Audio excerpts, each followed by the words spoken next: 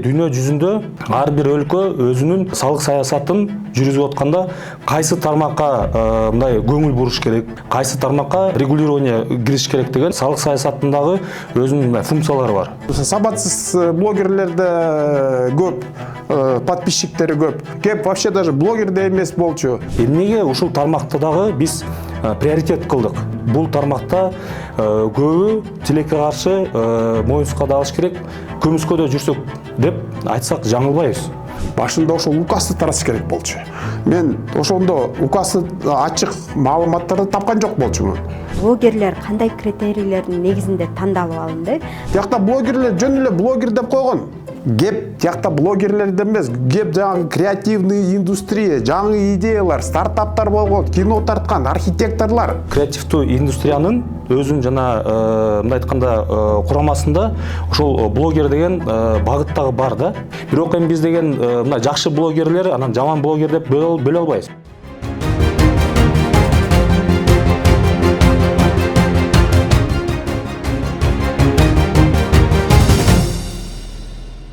Президенттин указы менен блогерлер, стартаперлер жана чыгармачыл индустриянын өкүлдөрү 5 жылдык мөөнөткө салыктан бошотулду.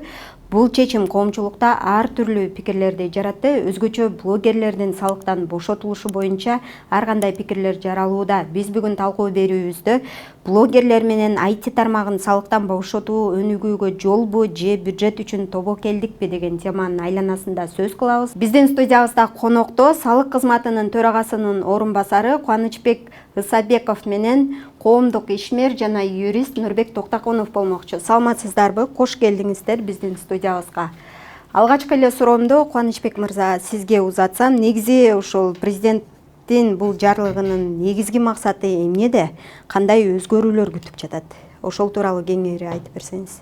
Негизи дүйнө жүзүндө ар бир өлкө өзүнүн мындай салык саясатын жүргүзүп атканда кайсы тармакка мындай көңүл буруш керек, кайсы тармакты жеңилдик берип бир колдош керек, кайсы тармакка мындай айтканда регулирование кириш керек деген мындай өзүнүн эмеси бар да. Салык саясатындагы өзүнүн функциялары бар.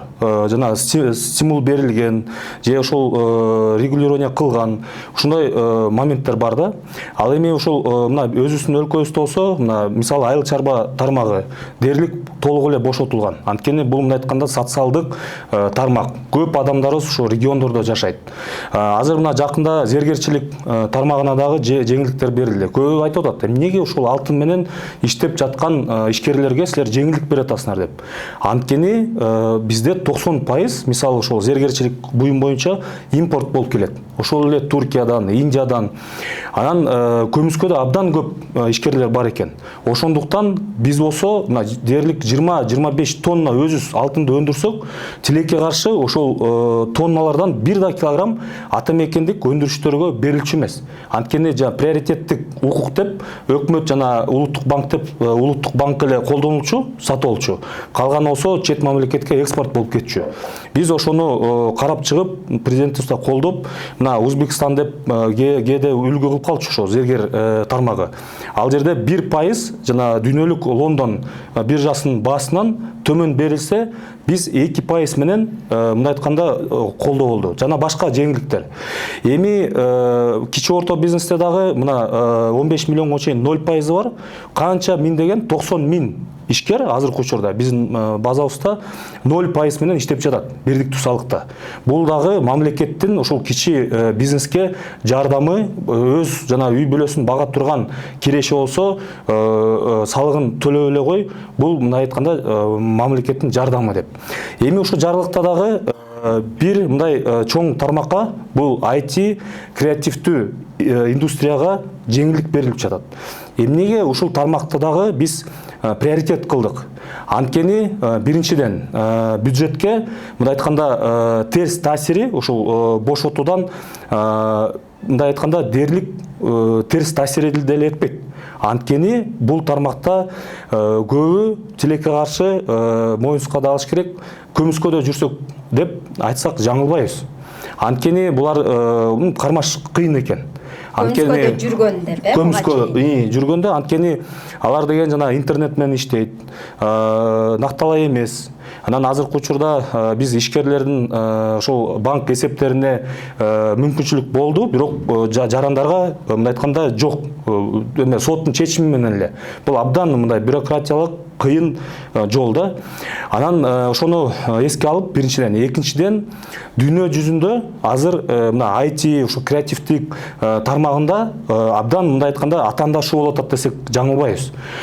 Бул деген абдан ошол жанагы жасалма интеллект, IT бул потенциалы жогору. Анан аларга мисалы салыктарды коюп көмүскөдө жүрүп же мындай жакшы таза иштейм дегендерге дагы ошо кыйынчылык жаратпайлы деп биринчиден. Экинчиден мына Кыргызстан деген мындай географияны карасак, деңиздерге чыгыш жок бизде. Анан абдан кыйын. Же мунайзат чоң мындай токен байлыктардагы аз десек болот. Жана газ, мунайзат, нефть дегендей. Ошол үчүн биз ушул адам капиталына басым кылып, ушул өнүксүн, жакшы таланттуу адамдар чет мамлекетке кетпей, ушул жерден мындай айтканда өзүн таап, ушул тармакта дагы иш алып барып, киреше тапса, бул мамлекетке дагы мындай чоң салым да. Жакшы, Нурбек мырза, сиз бул жарлык менен тааныш чыктыңыз да, нелерди айта аласыз жарлык боюнча? Мен ушул жарлыктын идеясын толугу менен колдойм. Анткени мондай доходторду, кириштерди жашырган салт ошондой өлкөлөр, ошондой салт болгон өлкөлөр, ошондой салыкты жеңилдеткен, ал деген жакшы ой. Анткени ишкерлер ошону менен регистрация кылып, ошон үчүн мыйзамдын жолу менен үйрөнүп, анан кийин көбөйөт. Башында салыкты азайтасың, анан кийин бир паста эле көбөйөт. Ал деген үйрөнүк практикада көп жолу болгон. Ошон үчүн мен ал идеяны толугу менен колдойм. Анткени мына парк барго креативный индустрия деген, анын кыймыл аракетин карасак, мына Данияр Аманалиев жакшы айтып берет аны. Ал деген чын эле бир кыска убакытта эле көрсөттү. Монтип бизнести ачкандан кийин, монтип ачык иштеп баштагандан кийин салыктар, төлөмдөр көбөйөт экен. Мен ал идеяны толугу менен колдойм. Бирок идеяны аткарып атканда көп кемчиликтер чыгышы мүмкүн. Анан кийин биринчиден могу коомдук талкуу, биздин бийлик коомдук талкуу өткөргөндү деги тартиби да жок, тажрыйбасы да жок. Анткени үйрөнүп алганда жөн эле күчтүү эле чечимдерди киргизип алып, баарын оозун жаап коюп, чечимдер өтө берет. Талкуудан өтпөйт. Ошол үчүн ошол чечимдерин ар кандай тараптар, ар кандай кемчиликтери көрүнбөй калат. Анан кийин ушунда, башында айтты. Алмамбет Насырканович чыкты, ушинтип жыргатабыз деди. Анан кийин эл эми бийликке баары эле ишенбейт да. Ишенбегендер да бар. Чыкты, билбеген жанакы сабатсыз блогерлер да көп, подписчиктери көп. Алар да чыкты, кеп вообще даже блогер да эмес болчу. Ошон үчүн бул деген кемчиликти көрсөтүп атат. Ошол жанакы эле указды мисалы, башында байкасаңар, башында айтып берип атканда указ жөнүндө айтып берип атты. Башында ошол указды таратыш керек болчу. Мен ошондо указды ачык маалыматтарды тапкан жок болчумун. Мына кечинде бир өзүм личный каналдарым менен указды алдым, бүгүн көрдүм, Минюстун сайттарында көрдүм. Башында ошол указды, указды окугула десе, ошол блогерлер ошол указды окуса, анда көрмөк, биякта кеп даже еще эчтеке боло элек да, анткени биякта ушул жарлык менен президент өзүнө баш ийген өкмөткө, кабинет министрге тапшырма берип атат. Ушундай сонун идеяны жазып берип, разработка кылып, жогорку кеңешке тапшыргыла, анан кийин жогорку кеңеш өзүнүн тартиби менен кабыл алсын, карасын деген указ берет. Кабинет министрге. Анда блогерлер ошону эле окуп эле түшүнбөк да. Тиякта блогерлер жөн эле блогер деп койгон. Кеп тиякта блогерлерден эмес, кеп жаңы креативный индустрия, жаңы идеялар, стартаптар болгон, кино тарткан, архитекторлар.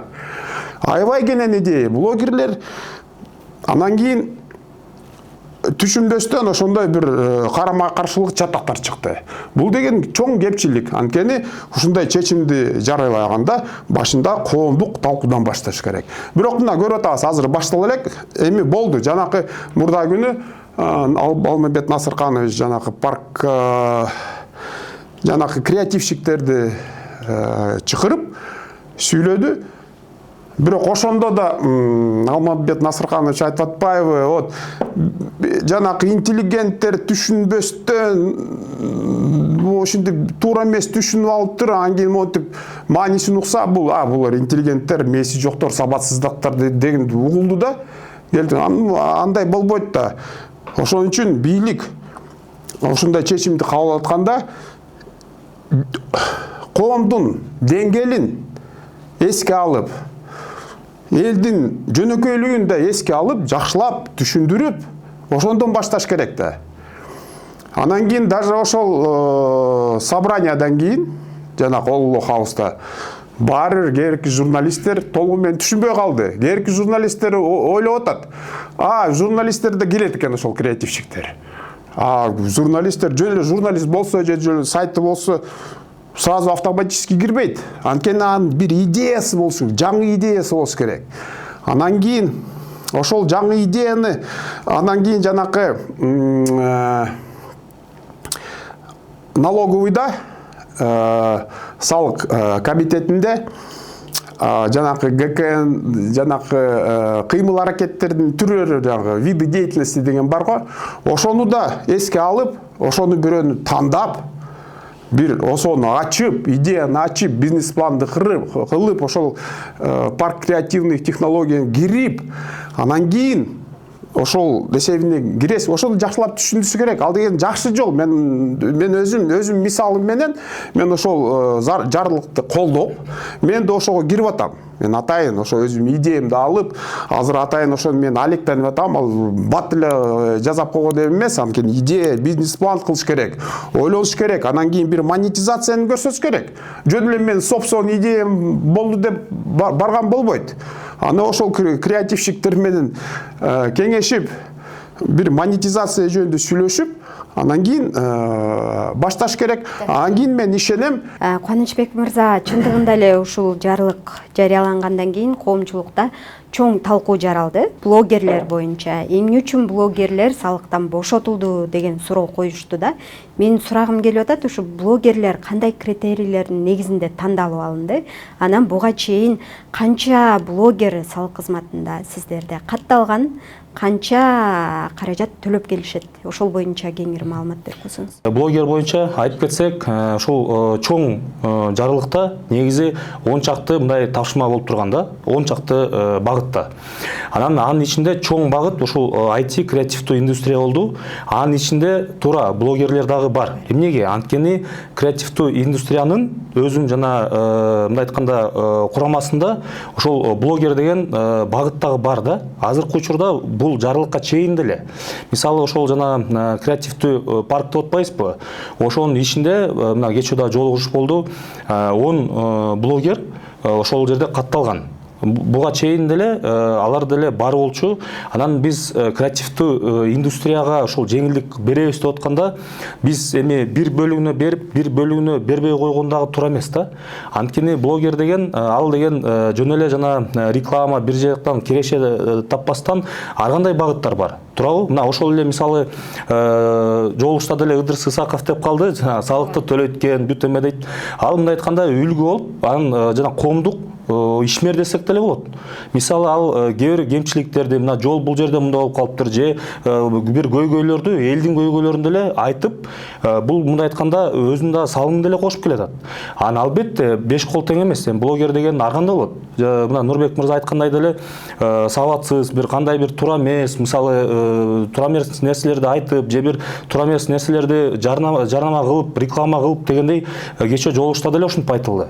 Бирок эми биз деген мына жакшы блогерлер, анан жаман блогер деп бөлө албайбыз. Бирок эң башкы бул жарылыктын ишке ашыруусу механизми ошол креативдүү паркка кирсин деген талап болду. Эмнеге? Анткени ошол паркка кирген ишкерлер, ошол эле блогер болобу, же башка болобу, алар деген мындай айтканда тартип болот. өзүнүн талаптары бар ошо паркка киргенден кийин. Андан тышкары эсеп болот. Алар паркка киргенден кийин өзүнүн мындай жоопкерчилиги болот. Мен мына эсептемин, мени көрүп турушат. Анан дагы бир жана кеңешине ошол парктын биз дагы азыр көтөрүп атабыз, салык кызматынын өкүлү дагы болуш керек деп. Анткени биз мына айтканда өзүбүздүн максатыбыз ошол эсепке туруп, кандай киреше болуп атат, расмий иштеп атабы, жана киреше салык, камсыздандыруу төлөмдөр төлөнүп жатабы. Мисалы блогер деле мүмкүн өзү иштеши мүмкүн. Бирок эгер жакшы мындай бутка турган блогерлер, ага деген 1-2 киши керек. Мисалы ошол эле оператор болобу, бир нерсени жардам берип, жана башка. Ошолор расмий, алар деле көмүскөдө жүрөт. Чын айтканда. Буга чейин канча салык төлөп келишкен? Бизде дээрлик, биз базабызда карап, дээрлик 40 блогер эле бар экен, мындай катталган, ошол салыктарын төлөгөн. Аны төлөгөн деле мына кечээ деле Алмайт Насырханович төрагасы айтты, 1 миллион 200 тегереги. Бул көп деле мындай айтканда салык эмес. Бирок албетте бир сом болсо деле төлөш керек деп бирөө айтышы мүмкүн. Ошону менен мен жана башында айтып кеткендей, биз ушул тармакта биринчиден эретке келтирип, экинчиден колдоо берип, анткени ошол блогерлер деле мен жана айтып кеткендей бардыгы эле мисалы жеп кымбат эмелерди кийип, кийим же машина деп андай деле болушу мүмкүн. Бирок анын арасында дагы мындай айтканда коомго салым кошкондор деле бар. Жана кандай көйгөй болобу, элдин үнүн угуткан, жеткиргендер, блогерлер дагы бар. Өзүнүн мисалы аудиториялары бар. Блогер дегенге так аныктама барбы сиздерде? Биз кимди тааныйбыз блогер? Бул дагы жакшы мындай юридикалык суроо. Анткени бизде улуттук статистика комитетинин тарабынан мындай айтканда өкмөттүн токтому бар. Бул ушул ишмердүүлүктүн түрлөрүнүн классификатору деп коет.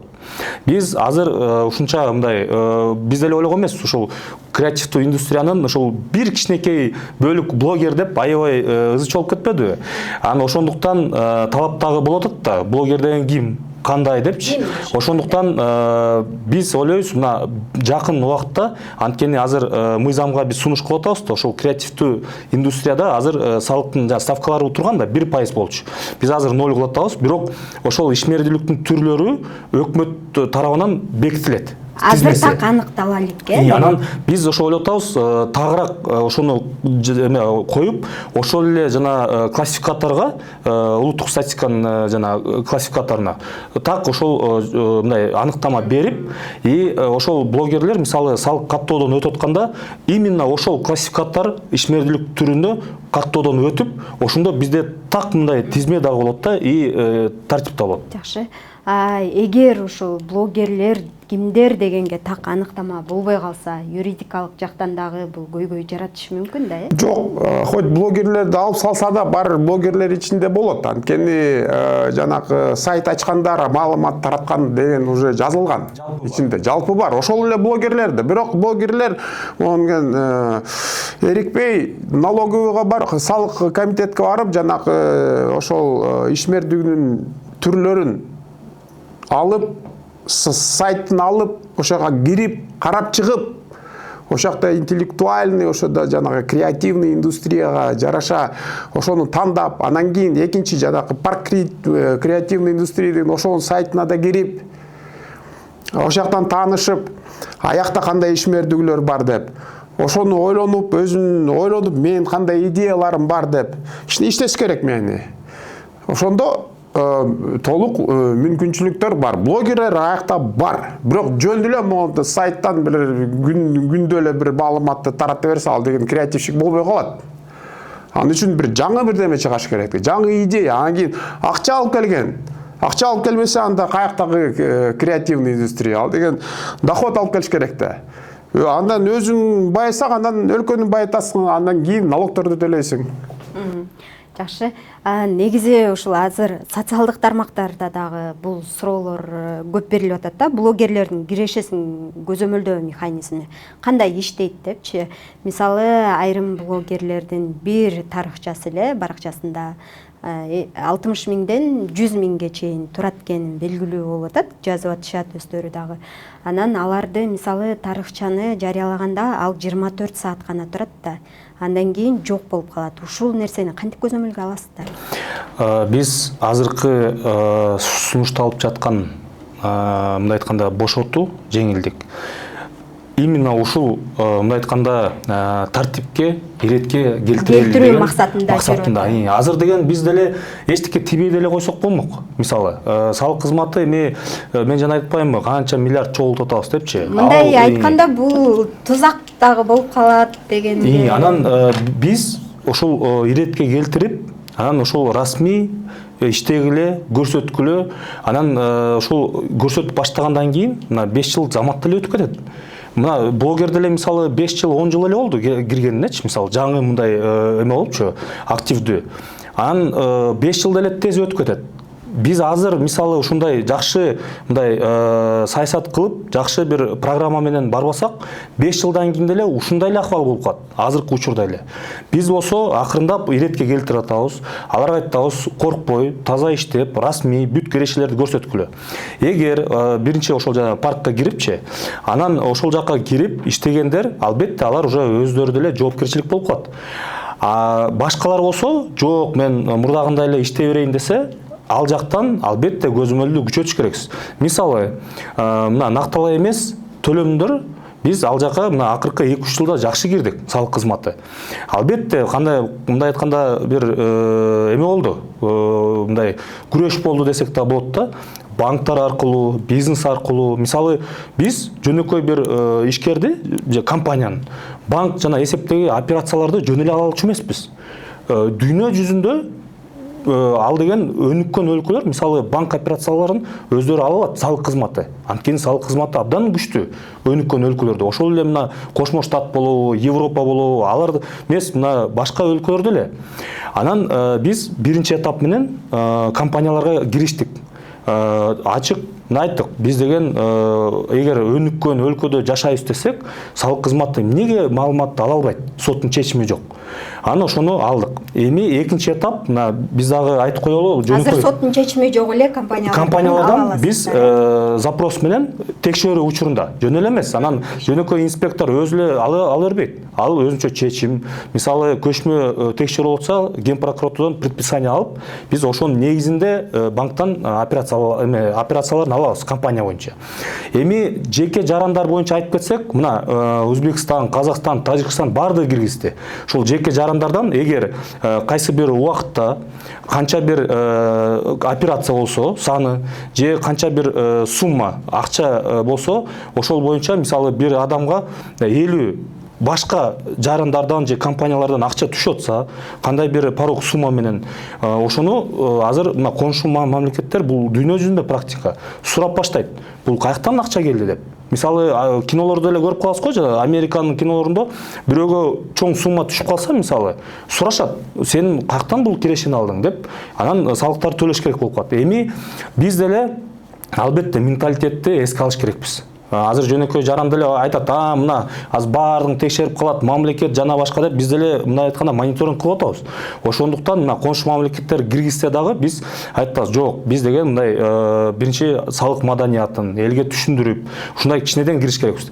Анан тобокелчиликтер дагы алдын ала. Анан ошол эле блогерлер буйрса да, келечекте мисалы канча киреше алатса, эми ал накталай эмес да. Ал азыр көбүнчө накталай эмес менен түшөт, перечисление менен өзүн жанагы электрондук камчыктарга. Анан ошол менен эле биз анан кичинеден көзөмөлдү баштайбыз. Кайсы эмнеге түштү мындай акча, каяктан түштү, анан же анда салык төлөш керек, анда 10% төлөп калат. Мисалы киреше салык подоходный. Эгер өзү түшүндүрө албай калса, анда подоходный 10% болуп калышы мүмкүн. Ошол үчүн биз азыр айтып атабыз, азыр жакшынакай расмий иштеп баштагыла, анан буйруса бутка туруп, жана блогер деле эртең мисалы чоң мындай холдинг болуп, жакшы коомдук жана иштерди жасап дегендей, анан рекламадан киреше алса ала берсин, маселе жок. Бирок ошол тартипте легалдуу ачык иштесин дегенибиз 5 жылдан кийин бүт жана механизмдер буюрса кирип калгандан кийин мындай эме болуп калат да, кой мен жакшынакай эле иштейин дегендей. Ошон үчүн биз азыр мындай айтканда колдоо жолго стимул салып берип атабыз. атасыздар, түшүнүктүү. Ушул жерден сизге суроо бергим келип атат да, негизи ушул тобокелчиликтер эске алынганбы бул жерде? Мисалы, чет элдик компаниялар катталып кетет, кирип кетет деген коркунучтарды кантип алдын алса болот деген суроо. Мен башында айта кетейинчи, бая жанагы салык комитетинин жанагы банковский счеттордон түздөн түз төлөмдөрдү алып алган. Менимче ал деген жөн эле менин банковский счетум менин менчигим. Кийин монтип алып алган. Сен карсың болсо келе, сен чөнтөгүңдөн мен чөнтөгүмдөн монтип күчтүү эле кошелекту алып акча алган, ошондой эле болуп калып атат да. Ал деген туура эмес. Жаранга айтыш керек, сен карсың бар, төлө деп. Өкмөттүн мамлекеттин күчү бар төлөттүргөнгө. Монтип жөн эле чөнтөккө салып алган, ага мен толугу менен каршымын. Мен соттун чечими болуш керек дейсиз сиз, Соттун чечими болуш керек. Иши кылып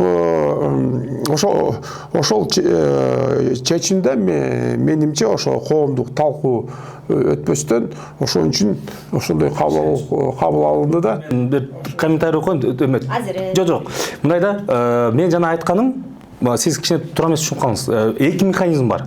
Азыркы учурда иштеп жаткан механизм бар. Туура. Бизде жана эгер кимдир бирөөдө карыз болсо, жана счетунан алып койгон дегенчи, мен жана айтып аткан башка механизм жөнүндө айттым. Ал жана эгер банк эсебинде акча бар болсо, алып койгон деген ал башка механизм. Ал боюнча сиз айткандай туура. Эгер карызы бар болсо, аныкталган признанная задолженность. Признанная задолженность деген бул мындай да, эгер биз карыз болуп, жана эгер суроолор болуп калып, анан берип, такташып, азыркы учурда деле мисалычы, мүлк салыгы болобу же ошол киреши салыгы жеке жаранды айтсакчы, анан ал болсо өзүнүн эмесин айтат бизге. Мисалы, биздин районубуз эме кылса, доначисление, ал өзүнүн жана доводдорун берип, жок мен макул эмесмин, мындай, тигиндей деп түшүндүрүп берет. Анан жок, район чечим берсе, жеке жарын салык төлөөчү ал борбордук аппаратка апелляция менен кайрылат. Апелляция карайт. Апелляция жок, туура, район туура деп эметсе, жаран деген сотко барат. Соттон анан жана бүт инстанцияны өтүп, соттун чечими чыккандан кийин ошол признанная задолженность болуп чыгат. Анан аны дагы жана сотко берип, жана взыскание кылып, сот жана аткаруучулар анан ошол учурда признанная задолженность. Эгер ошол чекит коюлгандан кийин, анан биз укугубуз бар ошол банкка, мына бул адам деген конституциянын негизинде мамлекетке карыз, мына соттун чечими бар, анан ошол эсебинде акча болсо, ошол эсепти ошол карыздын эмесине которгула деп. Ошондой эле биз соттун чечими жок, биз мисалы банк эсебинен ала албайбыз. Мен айтып аткан механизм бул келечекте, азыркы учурда ал жок. Бирок коңшу мамлекеттерде эле киргизди, дүйнө жүзүндө ошондой практика бар. Мисалы жеке жаран эч жерде иштебейт, салык каттоосу жок. Бирок кандай бир акчалар түшүп жатат ар кайсы адамдардан. Анан алар болсо сурашат. Биринчи сурашат жеке эмеге, бул кайсы акча? Эгер ал түшүндүрө алса, бул деген мына тууганым жана эме, бирок мындай да 50 мисалы башка адамдан келатса, жеке жаран деле түшүндүрө албайт да. Ал мына тааныбаган адамдардан деле түшүш мүмкүн да, мисалы. Ал жана эгер ишмердүүлүк кылып, бирок каттоосу жок болсочу. Мен ошол механизмди айтып атам, бул келечекте. Кымат айым айтып атпайбы? Маалымат алуу үчүн сиздер кайрыласыздар. Кымат айым айтып атпайбы, жана блогерлерди кантип көзөмөлдөйсүңөр? Эртеңки күнү ушул механизм киргенде, азыр эмес. Өзүнүн киришин сиздер ошол далилдер мен ошол жөнүндө айттым. маалымат алуу үчүн гана. Сиз жана айткан болсо, ал механизм ал башка, ал жана талаш тартыш кылып сотко чейин чечип ошондон кийин эле. Түшүнүктүү болду. Эми тобокелдер жөнүндө бул кайра эле ошол азыр мен биринчи кеңешим блогерлерге, элге, журналисттерге азыр ушул чечимди байкаш керек да. Азыр тапшырманы кабинет министрге берди. Азыр ошол бир чечимди чыгарат. Ошол катышыш керек, өзүнүн сунуштарын бериш керек, окуш керек башында ошол указды. Анан кийин ошол байкаш керек ошонун ишин. Анан кийин чечимин көрүш керек. Анан кайсы мыйзам долбоору кандай формада жогорку кеңешке барат ошону байкаш керек. Анан кийин ошо парламентте талкуулап атканда ошо жерге катышып, өзүнүн оюн айтып, блогерге чыгып, жанагы сайттарга чыгып айтыш керек, катышыш керек. Ошондо ошо чечим талкуудан өткөндө ошо ар кандай тобокелдер, ар кандай коркунучтар мондай ачылат да, бети ачылат. Бирок коом журналисттер, блогерлер катышпаса, анда өзүңөр билесиңер, эң коркунуч биякта өкмөт дайыма эле бирөө бар, өзүнүн маржасын, өзүнүн кызыкчылыгын издеген. Мондайды киргизип койгойлу деп акырындан киргизип коет өзүнүн личный, өзүнүн жеке кызыкчылыгын. Анан кийин парламенттен өткөндө алар деле жаңа лоббизмди уже түшүнүп калган. Тияктан бияктан бирдемелерди өзүнүн кызыкчылыгынан киргизип коюшу мүмкүн. Өзүнүн бизнеси үчүн киргизип коюшу мүмкүн. Ошол болбош үчүн коом активдүү катышыш керек. Ушул эми негизи салык жеңилдиги жаңы жумуш орундарын түзүүгө, экономиканы өнүктүрүүгө салым кошот деп ишенесизби? Албетте. Бул жерде мындай да, IT креативдүү индустрияда азыр көп адамдар иштеп жүрөт. Биз ойлойбуз, потенциал дагы бар. Анткени Кыргызстан, мен жана айтпаймынбы, биз деген дүйнө жүзүндө ошо бизде таланттуу жаштар чет мамлекетке кетпесин. Бул жерде иштесин. Мына IT тармак деген эмнеси жакшы? Бул деген мындай дүйнө жүзү менен иштегенге мүмкүнчүлүк толук бар да.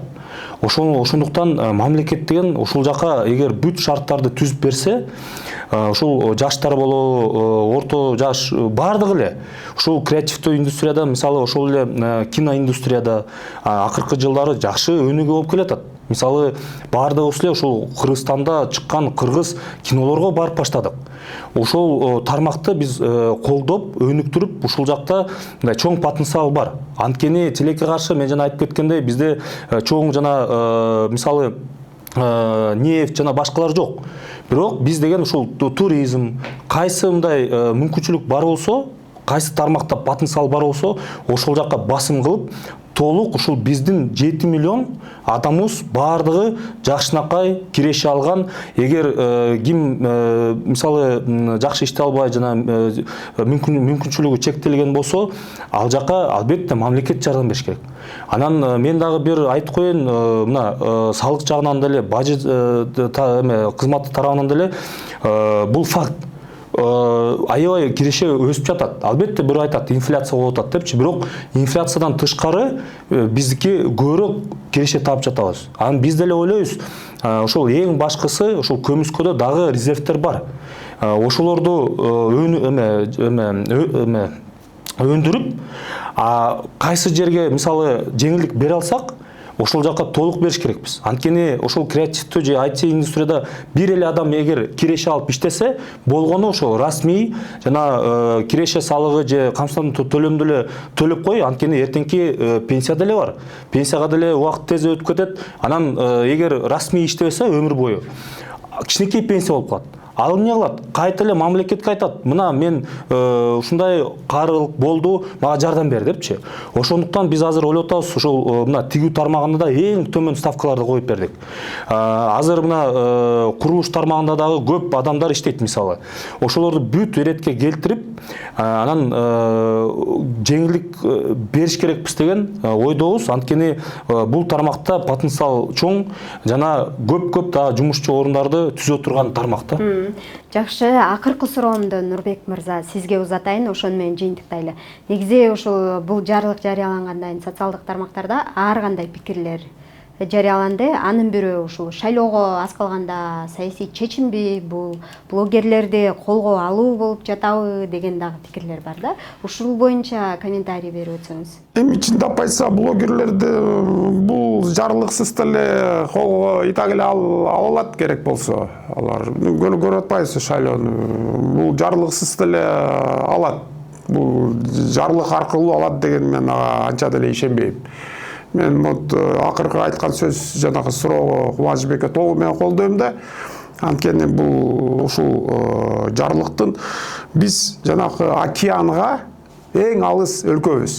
Тияка да алыспыз, бияка да алыспыз. Ошон үчүн жанагы экономический тупикте жүрөбүз биз. Ошон үчүн биз могул башка өлкөлөрдүн, Россиянын өлкөлөрүнүн, Кытайга ошончулук зависимый болуп атабыз. А бирок бул чеберчилик, чыгармачылык, бул творческий потенциалыбыз аябай жогору биздечи. Мен ишенем да. Анткени жанагы кино тартканда да бизде бизди тегеректе болгон өлкөлөргө караганда биздин кинобуз эң жогору деңгээлде. Ошон үчүн ошол жаштардын потенциалы колдоп, ошону өнүктүрүш керек. Бул жактан мен толугу менен колдойм. Жакшы, убактыңыздарды келип бөлүп келип бергениңиздерге ыраазычылык билдиребиз. Ушун менен эфирди жыйынтыктайбыз. Эфирде Политклиниканын талкуу берүүсү болду. Аны мен Кымбат Турдубекова алып бардым. Политклиниканын YouTube каналына, Facebook баракчасына жазылып пикир калтырууну унутпаңыздар. Сак саламатта туруңуздар.